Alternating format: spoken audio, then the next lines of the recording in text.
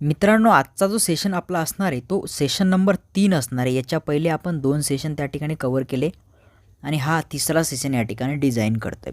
प्रत्येक व्हिडिओमध्ये जसं सांगतो, महावितरण आणि महापारेषणचे IBPSचे पॅटर्नचे हे पेपर स्वतः मी दिले आणि त्याचं ॲनालिसिस करूनच या ठिकाणी क्वेश्चन काढतोय. त्यामुळे कोणताही भापट पसारा या ठिकाणी होणार नाही आहे. ओके, तर चला आपण काय करूया, या सेशनला या ठिकाणी सुरुवात करूया. नमस्कार मित्रांनो, मी पवन टेक्निकल यूट्यूबवाला यूट्यूब चॅनलवरती आणि ITI बूस्टर प्लॅटफॉर्मवरती तुमचं सर्वांचं स्वागत करतो. आपण एक एक क्वेश्चन या ठिकाणी सॉल्व करत चालणार आहे. तुम्हाला काय करायचं आहे, मी ज्या ज्या ठिकाणी अशा पद्धतीने सांगेल की या ठिकाणी हा पॉईंट खूप जास्त महत्त्वाचा आहे, तो तुम्हाला तुमच्या वहीमध्ये नोट करून घ्यायचा आहे.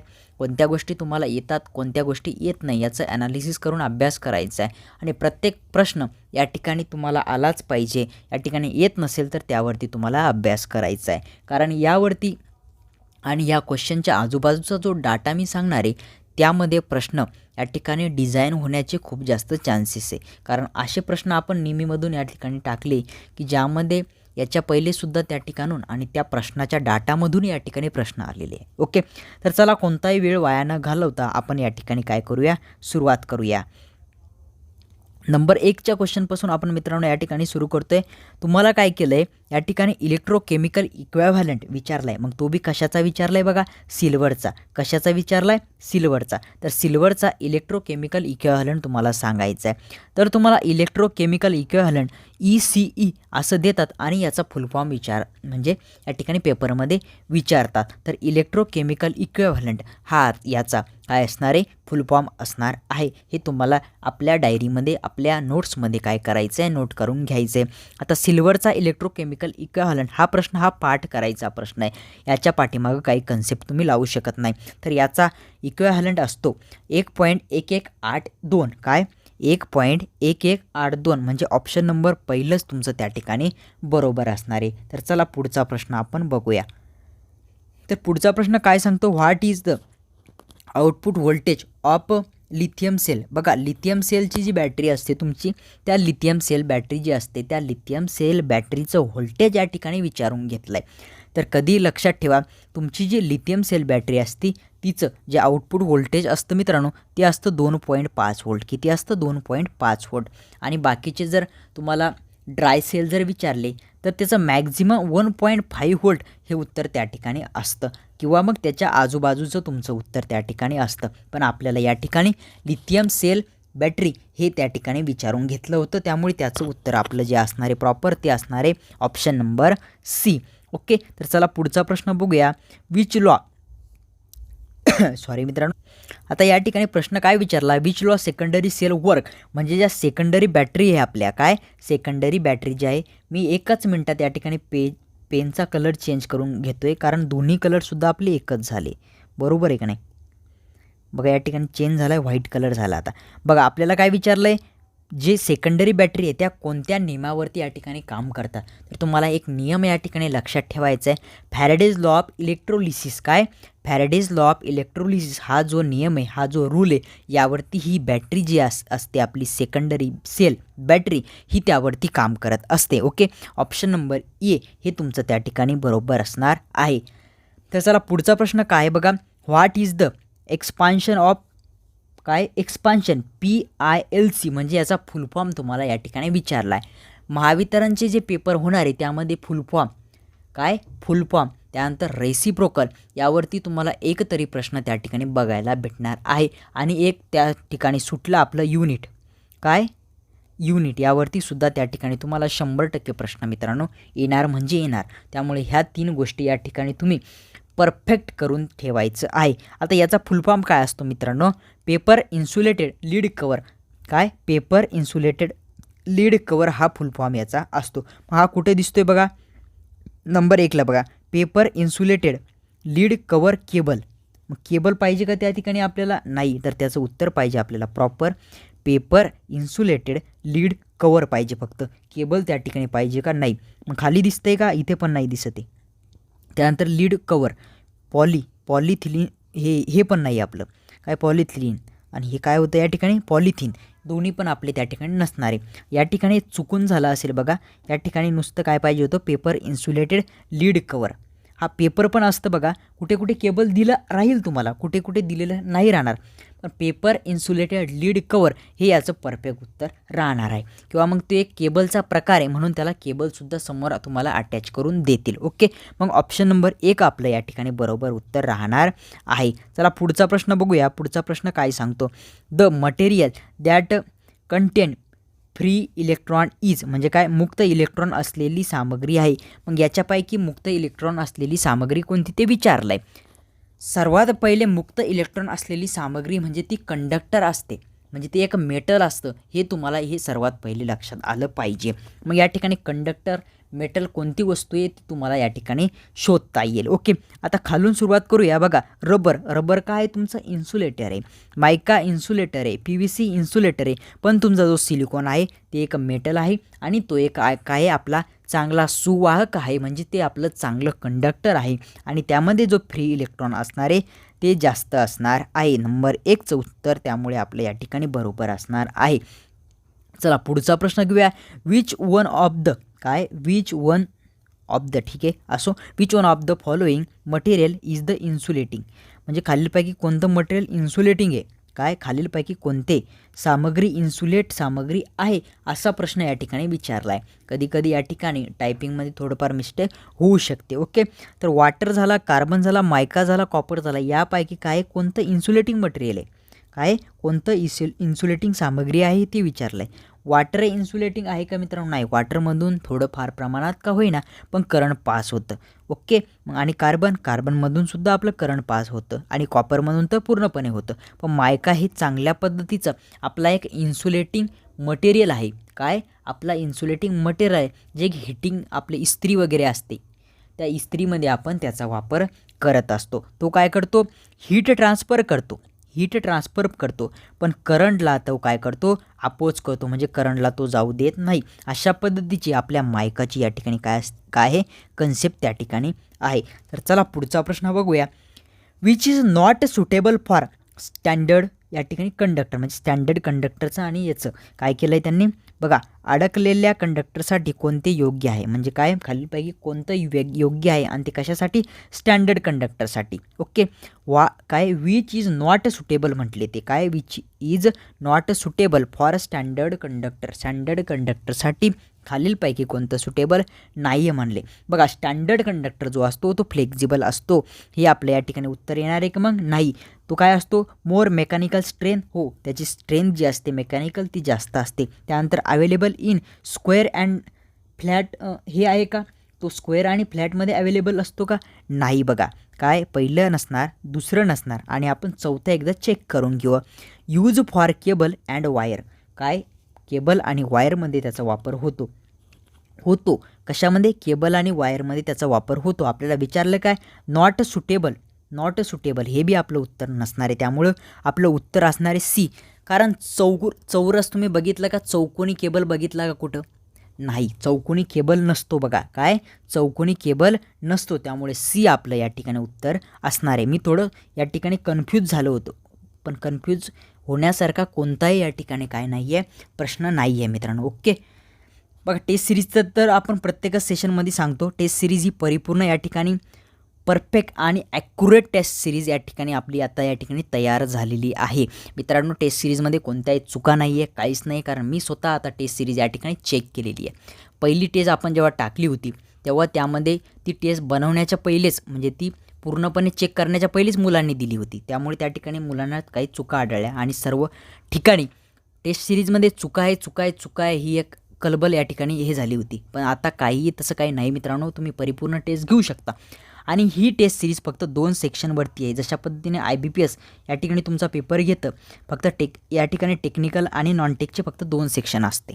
ओके, आणि याच पद्धतीने तुम्ही प्रॅक्टिस करा, जेणेकरून तुमचा टाईम मॅनेजमेंट या ठिकाणी होईल. आणि या ठिकाणी IBPS काय करतं, क्वेश्चन जे आहे तुमचे ते फक्त तुम्हाला एकाच लँग्वेजमध्ये क्वेश्चन त्या ठिकाणी दिसतो आणि तुम्हाला जर ती लँग्वेज कळाली नाही तर या ठिकाणी वरती बटन असतं, त्या ठिकाणी तुम्हाला लँग्वेज बदलायची असते. ते सर्व पॅटर्न डिझाईन आपण या ठिकाणी या टेस्ट सिरीजमध्ये केलेला आहे. त्यामुळे तुम्ही या ठिकाणून परिपूर्ण टाईम मॅनेजमेंट आणि परिपूर्ण सराव IBPS पॅटर्नच्या आपल्या महावितरणचा पेपरचा त्या ठिकाणी करू शकता. ओके, त्यामुळे नक्कीच ही रुद्राक्ष 1.0 ही टेस्ट सिरीज जॉईन करा. ही जॉईन करण्यासाठी आपलं जे ॲप्लिकेशन आहे टेक्निकल यूट्यूबवाला, त्याची लिंक मी डिस्क्रिप्शनमध्ये दिलेली आहे. त्या ठिकाणून तुम्ही काय करू शकता, ही टेस्ट सिरीज 100% परचेस करू शकता आणि अशाच पॅटर्न फॉलो करा. दुसरा पॅटर्न फॉलो करसाल तर टाईम मॅनेजमेंट होणार नाही आहे, पेपरमध्ये टाईम तुम्हाला कळणार नाही आणि सगळेच प्रॉब्लेम होतील. ओके, त्यामध्ये एकदा सांगून देतो एका मिनिटात आपल्या टेस्ट सिरीजची डिझाईन कशी आहे, म्हणजे तुम्हाला ती लॅपटॉपवरती कशी सेम तुम्हाला जसा तुम्ही पेपर द्यायला जाता तेव्हा तुम्हाला तशी स्क्रीन ज्या त्या ठिकाणी जशी दिसते सेम तशाच पद्धतीची स्क्रीन तुम्हाला या ठिकाणी दिसते, तुम्ही बघू शकता. मग या ठिकाणी तुम्ही ज्या टेस्ट सिरीज आतापर्यंत दिल्या त्या ठिकाणी तुम्हाला 4 सेक्शन दिसले, टेक्निकल, मॅथ, रिझनिंग, मराठी असे सेक्शन दिसले. पण IBPS तसं देत नाही. नॉन टेकचं पूर्ण जो सेक्शन आहे तो नॉन टेकचा पूर्ण एकच सेक्शन देतं 80 प्रश्नाचा. किती? 80 प्रश्नाचा एकच सेक्शन देतं आणि टेक्निकलचा 50 प्रश्नाचा एकच सेक्शन देतं. मग या ठिकाणी 80 प्रश्नामध्ये मराठी कुठे, मॅथ कुठे आणि रिझनिंग कुठे आपल्याला सापडतच नाही. पण तीच प्रॅक्टिस जर तुम्ही ही टेस्ट सिरीज घेऊन या ठिकाणून जर केली तर तुम्हाला पेपरमध्ये 5 ते 10 मिनटं या ठिकाणी जास्त भेटू शकतात. काय? कारण तुमची प्रॅक्टिस त्या ठिकाणी असणार आहे. त्यानंतर आपलं हे काय करतं IBPS, या ठिकाणी तुम्हाला फक्त एक प्रश्न दिसतो स्क्रीनवरती आणि तो प्रश्न त्या लँग्वेजमध्ये जर दिसला तुम्हाला कळाला नाही तर या ठिकाणी तुम्ही बघू शकता, या ठिकाणी तुम्हाला ऑप्शन येतं आहे लँग्वेजचं. त्या ठिकाणून तुम्ही ती लँग्वेज या ठिकाणी चेंज करू शकता आणि इकडे मेन पेपरसारखंच तुम्हाला प्रश्नसुद्धा त्या ठिकाणी दिसतात. मित्रांनो, अशा पद्धतीची परिपूर्ण या ठिकाणी सर्व काही या ठिकाणी माहिती अभ्यास करून ही टेस्ट सिरीज डिझाईन केलेली आहे. त्या टेस्ट सिरीजचं नाव आहे रुद्राक्ष 1.0, जी की पूर्ण IBPS पॅटर्नची आहे. परत एकदा सांगतो मित्रांनो. तर चला आपण आपला पुढचा प्रश्न या ठिकाणी घेऊया. पुढचा प्रश्न काय सांगतोय बघा, एकदा परत स्क्रीन सेट करून घेतो बघा पुढचा प्रश्न काय सांगतोय, कॉपर इज यूज पॉप्युलरली. काय? कॉपर इज यूज पॉप्युलरली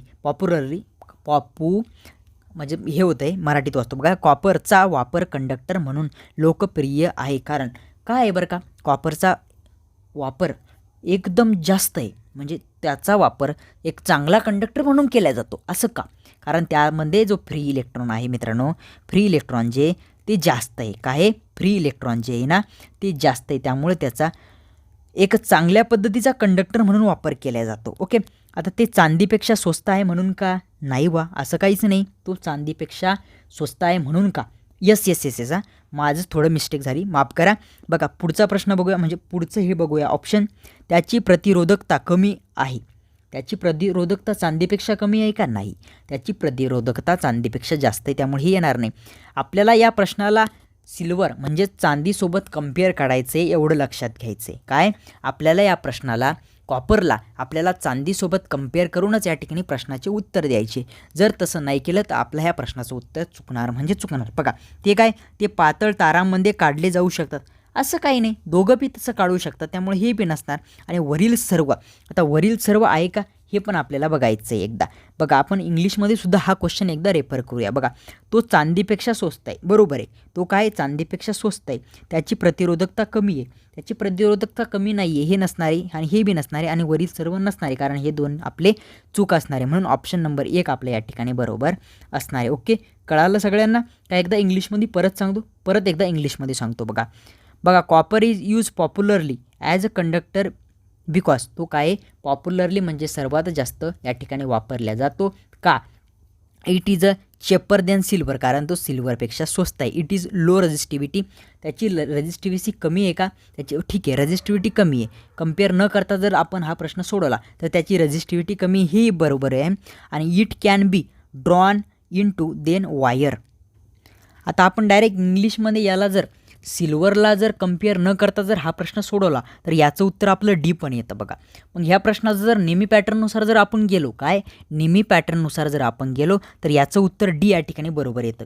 कारण या ठिकाणी सिल्वरचा या ठिकाणी लक्षातच घ्यायचं नाही. सिल्वरला या ठिकाणी लक्षातच घ्यायचं नाही, म्हणजे चांदीला. तर त्याला जर लक्षात नाही घेतलं तर त्याचं काय? सिल्वरपेक्षा स्वस्त आहे हे तर बरोबर आहे. त्यानंतर तो काय? रेजिस्टिव्हिटी त्याची कमी आहे हे पण बरोबर आहे. आणि त्याच्या बारीक तारासुद्धा आपण काढू शकतो हेही बरोबर आहे. मग आपण नेहमी पॅटर्ननुसार जर गेलो तर ही मराठी आपल्याला इथे फॉलो करायचं नाही. मग नेहमी पॅटर्ननुसार जर गेलो तर ऑप्शन डी आपल्या या ठिकाणी बरोबर असणार आहे. आणि तुम्हीसुद्धा नेहमी पॅटर्ननुसारच जायचं आहे मित्रांनो, कारण आपल्याला नेहमी पॅटर्नच मेन पेपरला या ठिकाणी जास्तीत जास्त विचारल्या जात आहे. ओके, चला पुढचा प्रश्न बघूया. जर इलेक्ट्रिकल जॉईंटचे टर्मिनल सेल असतील तर ते होऊ शकते. म्हणजे सेल असतील म्हणजे ढिल्ले असतील, काय ढिल्ले असतील तर काय होतील. सर्वात पहिले मित्रांनो त्या ठिकाणी स्पार्किंग होते, त्यामुळे तिथे जाळ होतो, त्या ठिकाणी आर्क लागते आणि तिथले वायर जे आहेत ते जळू शकतात. या सर्व गोष्टी त्यामुळे होऊ शकतात. मग आपण जाऊया आपल्या प्रश्नानुसार. बघा पहिला प्रश्नाचं ऑप्शन काय सांगतंय, इलेक्ट्रिकल आर्किंग. बरोबर आहे, आर्किंग होणार तिथं. त्यानंतर काय, हिटिंग ऑफ वायर, हो गरम होणार, हे पण होणार. त्यानंतर बर्न म्हणजे जळणार पण. मग हे सगळे आपले बरोबर असणार आहे, त्यामुळे ऑप्शन डी आपलं या ठिकाणी करेक्ट असणार आहे. चला पुढचा प्रश्न काय सांगतोय बघा. आता ब्रिटानिया जॉईंटचे प्रकार तुम्हाला सगळे करून ठेवायचे, कारण महावितरणच्या पेपरला एक जॉईंट 100% येण्याचे चान्सेस आहे मित्रांनो. बाकी ज्या पारेषणचे पेपर झाले त्या ठिकाणी काही बघायला भेटला नाही, पण वितरणला या ठिकाणी येण्याचे चान्सेस आहे. त्यामुळे पूर्ण joint, Britannia joint, Western Union joint, straight joint, married joint, pigtail joint, हे सगळे रॅक्टेल वगैरे सगळे जॉईंट तुम्हाला करून ठेवायचे. मग कोणता कुठे वापरतात, कुठे जास्त वापरतात, कुठे कमी वापरतात, कुठे टी जॉईंट कशासाठी वापरतात, हे सगळं बघून घ्यायचे तुम्हाला. आता ब्रिटानिया जॉईंट इज यूज कुठे, ओव्हरहेड लाईनमध्ये, अंडरग्राऊंड केबलमध्ये, या कंड्यूट वायरिंगमध्ये का पॉवर या ठिकाणी वायरिंगमध्ये. ओके, तर कधी लक्षात ठेवा, ब्रिटानिया स्ट्रेट जॉईंट किंवा ब्रिटानिया टी जॉईंट असतो तो ओव्हरहेड लाईनमध्ये त्या ठिकाणी वापरला जातो. काय, ओव्हरहेड लाईनमध्ये वापरला जातो. मग ते कंडक्टरची लांबी वाढवण्यासाठी असो किंवा ब्रिटानिया टी जॉईंट, मग असे जर लाईन चालली असेल तर या ठिकाणी त्याला कनेक्शन काढण्यासाठी असो, या ठिकाणी तुमचा ब्रिटानिया जॉईंट आणि ब्रिटानिया टी जॉईंट हे जॉईंट त्या ठिकाणी वापरले जातात. ओके, चला पुढचा प्रश्न बघूया. Which type of wire joint is found in the junction box. आता तुमचं जंक्शन बॉक्स आहे आणि त्यामध्ये कोणता जॉईंट वापरला जातो, हा प्रश्न तुम्हाला या ठिकाणी विचारला आहे. जंक्शन बॉक्समध्ये कोणत्या प्रकारचे वायर जॉईंट आढळतात, तर कधीही लक्षात ठेवा रॅक्टेल जॉईंट, मग त्याला पिक्टेल, ट्विस्टेड हे सुद्धा नाव आहे. मग याचे ऑरमधले नावंसुद्धा तुम्हाला परिपूर्ण करून ठेवायचे, जेणेकरून कसाही फिरून प्रश्न विचारला तर तुम्हाला काही प्रॉब्लेम त्या ठिकाणी जाणार नाही. मग कधी जंक्शन बॉक्सचा प्रश्न आला, जंक्शन बॉक्समध्ये आपण कोणता जॉईंट करतो, तर त्या ठिकाणी रॅक्टेल किंवा पिक्टेड किंवा ट्विस्टेड, म्हणजे हे सगळे त्याचेच नाव आहे. म्हणून ऑप्शन नंबर 1 आपलं त्या ठिकाणी बरोबर असणार आहे. चला पुढचा प्रश्न घेऊया बघा. Which part of the underground cable is protecting the metallic sheet against. बघा काय विषय माहिती आहे का, कोणता भाग धातूच्या शीटला गंजण्यापासून वापरतो. बघा तुमची मेटल शीट असते, काय असते, कंडक्टरची मेटल शीट असते, त्याच्यावरतून दुसरा भाग असतो, काय, त्या मेटल शीटच्या वरतून दुसरा भाग असतो, त्याचं नाव काय तेच विचारलं आहे. आणि तो भाग काय करतो मित्रांनो, तुमची जी मेटल शीट आहे ना तिला गंजण्यापासून वाचवतो, काय, गंजण्यापासून वाचवतो. यावरती प्रश्न अंडरग्राऊंड केबलवरती 1 ते 2 प्रश्न तुम्हाला महावितरणच्या पेपरला 100% बघायला भेटणार म्हणजे भेटणार. मग त्याची या ठिकाणी सगळ्या कवरिंग असेल किंवा त्याचं व्होल्टेज लेवल असेल किंवा त्याचे आर्थिंग वगैरे असेल, ह्या सगळ्या गोष्टींवरती किंवा कलर कोड असेल यावरती प्रश्न येणार म्हणजे येणार. याचा अभ्यास परिपूर्ण करायचा आहे. मग मित्रांनो कधी लक्षात ठेवा, तुमची जी या ठिकाणी लीड शीट असते, त्या लीड शीटवरती काय असतो, ती असते तुमची बिडिंग. आणि बिडिंग काय करते, आपलं जे हे होतं गंजती, काय, मेटलची असते ती शीत, काय कशाची असते, मेटलची, आणि ती गंजते. पण तिला गंजण्यापासून वाचवण्यासाठी या ठिकाणी बिडिंग आपण त्याच्यावरती वापरत असतो. म्हणून या प्रश्नाचं उत्तर आपलं ऑप्शन नंबर सी बरोबर असणार आहे. बघा पुढचा प्रश्न काय सांगतो, दिव्यावर विद्युत प्रवाहाचा काय परिणाम होतो. बघा दिव्यावर विद्युत प्रवाहाचा काय परिणाम होतो, हाच प्रश्न आपण इंग्लिशमधून बघूया. What is the effect of electric current on the neon lamp. काय, निऑन लॅम्पवरती काय परिणाम होतो असा प्रश्न विचारला आहे. मग heating effect, gas ionisation effect, chemical effect का मॅग्नेटिक इफेक्ट, यावरती आपल्याला प्रश्नाचं उत्तर द्यायचं आहे. आता निऑन लॅम्प म्हटलं की आपल्याला तो थंड असतो, असा असतो, तसा असतो, म्हणजे तो हीट नसतो, जास्त हीट होत नाही, काही नाही. तुम्ही बघा या ठिकाणी दुकानांच्या बाहेर तुम्हाला पाट्या दिसतात, त्याच्यामध्ये नावं चालतात कलरमध्ये, रेड कलरमध्ये, वेगवेगळ्या कलरमध्ये, ते असतं तुमचं निऑन लॅम्प. ओके, आता चेंज झालं आहे बघा सगळं. आता त्यात ज्या प्लेट असतात, ज्या पाट्या असतात दुकानाच्या, त्या डिजिटलमध्ये कन्वर्ट झाल्या, त्यामध्ये सुद्धा आपले इलेक्ट्रॉनिकचे छोटे छोटे लॅम्प त्या ठिकाणी वापरायला लागले. तर हे निऑन लॅम्प पहिले त्या ठिकाणी वापरायचे बघा, आहे की नाही, या ठिकाणी पहिले वापरायचे. आता सगळं छोट्या छोट्या इलेक्ट्रॉनिक जे लॅम्प आहेत त्यामध्ये कन्वर्ट झालं. तर या ठिकाणी हा लॅम्प कशावरती वर्क करतो, दिव्याच्या विद्युत प्रवाहाचा काय परिणाम आहे, कशावरती, सगळ्यात म्हणजे प्रश्न फिरून विचारला आहे. प्रश्नामध्ये दुसऱ्या त्याच्या तिसरे काही गोष्ट नाही आहे, प्रश्न फिरून विचारला आहे. What is the effect of electric current, electric करंटचा काय परिणाम होतो आणि हा लॅम्प कशावरती या ठिकाणी डिझाईन केला असतो, कशावरती बनवला जातो, तो कोणत्या गोष्टीवरती या ठिकाणी कार्य करतो, अशा पद्धतीचा हा सरळ प्रश्न आहे मित्रांनो. तर हा जो लॅम्प आहे तो गॅस आयोनाइज लॅम्पचा एक प्रकार आहे. काय, गॅस आयोनाइज लॅम्पचाच एक प्रकार आहे. त्यामुळे हा जो कोणत्या याच्यावरती इफेक्ट करत असेल तर तो करतो गॅस आयोनाइज जो असणार आहे इफेक्ट, त्यावरतीच तो इफेक्ट करतो. त्यामुळे आपलं याचं उत्तर ऑप्शन नंबर बी हे बरोबर असणार आहे. प्रश्न कन्फ्यूज आहे, काही प्रश्न कन्फ्यूज आहे आणि हेच प्रश्न आपले पेपरला चुकतात, कारण प्रश्न आणि त्याचे ऑप्शन याची लिंकच लागत नाही आणि याची लिंक लागली नाही म्हणजे आपलं प्रॉब्लेम त्या ठिकाणी होतो, तिथे मार्क जातात आणि आपली मेरिट त्या ठिकाणी घसरते. बरोबर आहे की नाही. चला पुढचा प्रश्न बघूया. सोल्डरिंगमध्ये ॲल्युमिनियम कंडक्टरसाठी कोणत्या प्रकारचा सोल्डरिंग फ्लक्स वापरला जातो. कधीही ॲल्युमिनियम आला तर आपल्याला हे ऑप्शन डायरेक्ट पाठच करून ठेवायचं आहे मित्रांनो. केअर अ लाईट, काय, केअर अ लाईट हाच आपण काय करतो, फ्लक्स या ठिकाणी वापरतो. कशासाठी, तुमच्या ॲल्युमिनियमसाठी. ॲल्युमिनियमवरती जर सोल्डरिंग करायची असेल तर तुम्हाला केअर अ लाईट हा फ्लक्स त्या ठिकाणी वापरावा लागतो. काय, केअर अ लाईट हा फ्लक्स त्या ठिकाणी वापरावा लागतो. प्रश्न खूप वेळेस हा आलेला आहे मित्रांनो, त्यामुळेच मी या ठिकाणी घेतला आहे. बघा पुढचा प्रश्न बघूया. What is the insulating material use for heating base, काय, हीटर बेससाठी कोणत्या इन्सुलेटर सामग्री वापरली जाते. आता या ठिकाणी आपल्याला मायका आणि पोर्सिलिनवरती कन्फ्यूज होतं. ॲस्बेस्टस तर आपण त्या ठिकाणी वापरू शकत नाही बघा. आणि बॅकलाईट, आपण जे स्विच बोर्ड असतात ते स्विच बोर्ड बनवण्यासाठी आपण बॅकलाईट वापरतो. आता ॲस्बेस्टस कुठे वापरतात, आपली जी प्रेस आहे, इस्त्री आहे मित्रांनो, इस्त्रीमध्ये ती तुमची जे हिटिंग प्लेट असते त्याच्या वरतून वापरतात ॲस्बेस्टस. ॲस्बेस्टस काय करते, या ठिकाणी जी हीट आहे ती हीट आपल्या हाताकडे वरती येऊ देत नाही. ओके, त्यामुळे हे पण आपलं नसणार आणि हे पण नसणार. आता मायका, आपल्या इस्त्रीमध्येच मायका शीट वापरली जाते. मायका शीट काय करते, हीट ट्रान्सफर करते. काय, हीट आपल्या कपड्याकडे ट्रान्सफर करते, पण त्या ठिकाणी जे करंट आहे ते करंट ट्रान्सफर करत नाही. मग ते करंटचं काय आहे, करंटचं रेजिस्टन्स म्हणून काम करते करंटसाठी, पण हीटसाठी ती हीट ट्रान्सफर म्हणून त्या ठिकाणी काम करते, कारण ती हीट ट्रान्सफर करते. ओके, या ठिकाणी जे आपल्या या प्रश्नाचं उत्तर असतं मित्रांनो, आपण जो बेस वापरतो कशाचा, हीटरचा, ते वापरतो आपण पोर्सिलिनचा. कधीही लक्षात ठेवा, या ठिकाणी कन्फ्यूज होण्यासारखे ऑप्शन 2 पेपरमध्ये तुम्हाला बघायला भेटते. मग तुम्हाला असं वाटतं ए बरोबर असणार की बी बरोबर असणार, काय, ए बरोबर असणार की बी बरोबर असणार, आणि त्यामध्ये कन्फ्यूज होऊन तुम्ही चुकता. त्यामुळे अशा चुका तुम्हाला करायच्या नाही. ओके, तर चला पुढचा प्रश्न बघूया. हा प्रश्न तुम्हाला कळाला असेल. बघा पुढचा प्रश्न काय सांगतो, which is the electric conductor use in a battery. बघा बॅटरीमध्ये कोणता विद्युत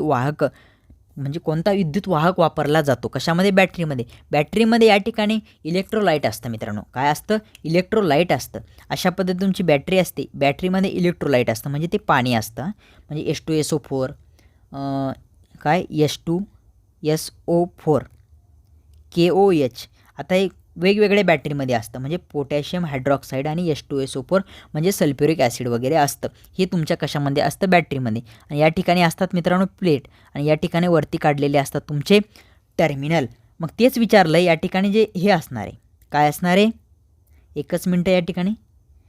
या ठिकाणी जे कंडक्टर असणार आहे ते कोणतं असणार आहे. मग कधी लक्षात ठेवा, कंडक्टरचं काम जे हे इलेक्ट्रोलाइट असतं, हे वॉटर असतं, हेच तुमचं काय करतं, कंडक्टरचं काम त्या ठिकाणी करत असतं. इकडून इकडे इलेक्ट्रॉन फ्लो होणं, इकडून इकडे फ्लो होणं, हे त्या वॉटरमधूनच त्या ठिकाणी होत असतं. म्हणून आपलं या प्रश्नाचं उत्तर काय असणार आहे, वॉटर त्या ठिकाणी असणार आहे. बाकी गॅस, सिल्वर, ॲल्युमिनियम हे आपलं निग्लेक्ट होणार आहे. आपलं ऑप्शन नंबर बी याचं उत्तर बरोबर असणार आहे. चला पुढचा प्रश्न घेऊया. बघा पुढचा प्रश्न काय सांगतोय बघा. कोणत्या इन्सुलेट मटेरियलमध्ये, हे एक झाले बघा सगळे शब्द. कोणत्या इन्सुलेट मटेरियलमध्ये जास्त डायलेक्ट्रिक ताकद असते. डायलेक्ट्रिक ताकद म्हणजे काय, डायलेक्ट्रिक स्ट्रेंथ सगळ्यात जास्त कुणाची असते हे आपल्याला या ठिकाणी विचारून घेतलेले. आता पोर्सिलिन, फायबर, ग्लास यापैकी आपण फायबरची आणि याची कमी असते, ग्लासची कमी असते, हे आपण समजू शकतो. पण आपल्याला पोर्सिलिनमध्ये आणि मायकामध्ये कन्फ्युजन होतं. तर मित्रांनो कधी लक्षात ठेवा पोर्सिलिनपेक्षा सुद्धा मायकाची डायलेक्ट्रिक स्ट्रेंथ ही जास्त असते. काय?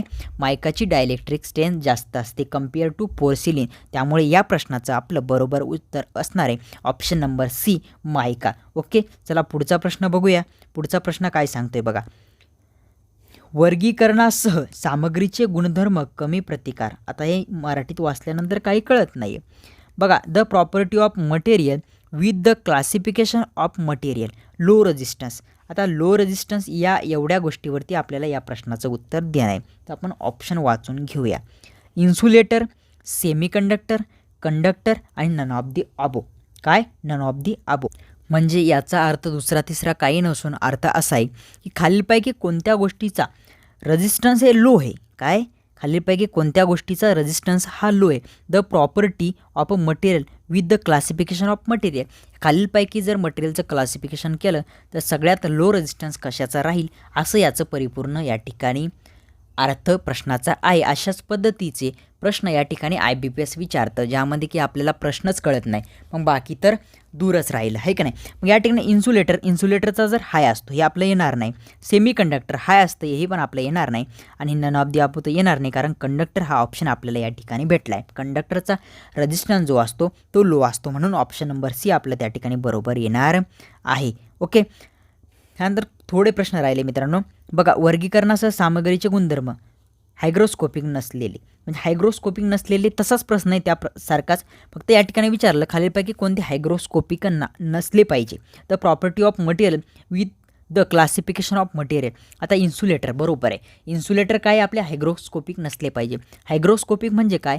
त्या इन्सुलेटरमध्ये कोणताही पाणी जे ते आतमध्ये शोषल्या गेलं नाही पाहिजे, त्याने पाणी पकडून ठेवलं नाही पाहिजे, त्याला हायग्रोस्कोपिक म्हणतात. मग आपले इन्सुलेटर हायग्रोस्कोपिक पाहिजे का? नाही. काय? हायग्रोस्कोपिक पाहिजे नाही. मग तेच विचारलं आहे property of material the classification of material, आणि ते कसे पाहिजे? हायग्रोस्कोपिक. इथे दिलं नाही का वरती the property of material with the classification of material, या ठिकाणी दिलं नाही बघा, खाली दिलं आहे हायग्रोस्कोपिक नसलेले. ओके, मग या ठिकाणी इन्सुलेटर काय असणार आहे? हायग्रोस्कोपिक नसलेले असणार आहे. आपले कंडक्टर, सेमीकंडक्टर याचं काही या ठिकाणी येत नाही. या ठिकाणी आपलं इन्सुलेटर हेच आपलं बरोबर उत्तर असणार आहे. आणि हा आपण जर या ठिकाणी प्रॉपर्टीज बघायला गेलो इन्सुलेटरच्या त्या ठिकाणी आपल्याला हा पॉईंट बघायला सुद्धा भेटतो की इन्सुलेटर हे नॉन हायग्रोस्कोपिक पाहिजे, म्हणजे त्यामध्ये पाणी शोषणारा वगैरे पाणी पकडून ठेवणारा नाही पाहिजे. ओके, तर या ठिकाणी बघा, इन्सुलेशन रेजिस्टन्सचे एकक काय आहे? Insulation resistance. कशाचं? Insulation resistance. बघा, इन्सुलेशन रेजिस्टन्सचं एकक या ठिकाणी आपण कन्फ्यूज होतो. आपल्याला ओहम वाटतं, किलो ओहम वाटतं. काय? ओहम वाटतं, किलो ओहम वाटतं, त्यानंतर अजून आपल्याला मेगा ओहम वाटतो, आणि या ठिकाणी आपण प्रश्न चुकून येतो. बघा, काय होतो? प्रश्न चुकून. पण कधी लक्षात ठेवा, इन्सुलेशनचा रेजिस्टन्स आपण मेगा ओहममध्ये मोजतो. कशामध्ये? मेगा ओहममध्ये. आणि हे कशानं मोजतो आपण? कशानं? मेगरनं त्या ठिकाणी मोजत असतो. म्हणून आपलं येतं मेगा ओहम. तुम्हाला कुठं दिसतंय? ओहम नाही, कारण ओहम एकदम छोट्या युनिटसाठी आपण मोजू शकतो. किलो त्याच्यापेक्षा मोठं, पण आपला जो या ठिकाणी रेजिस्टन्स असणार आहे तो खूप जास्त असणार आहे, म्हणून ऑप्शन नंबर सी आपलं या ठिकाणी बरोबर येणार आहे. मिली म्हणजे काय? 10⁻⁻3. काय? 10⁻⁻3. हे खूप कमी झालं, हे तर आपलं अजिबातच येणार नाही, आणि हे दोनसुद्धा कटलेले आहे. ओके, तर या ठिकाणी मग ऑप्शन नंबर सी आपलं बरोबर उत्तर आलं बघा. त्यानंतर आपला शेवटचा प्रश्न आहे, आणि शेवटचा प्रश्न मी तुमच्यासाठी ठेवणार आहे मित्रांनो.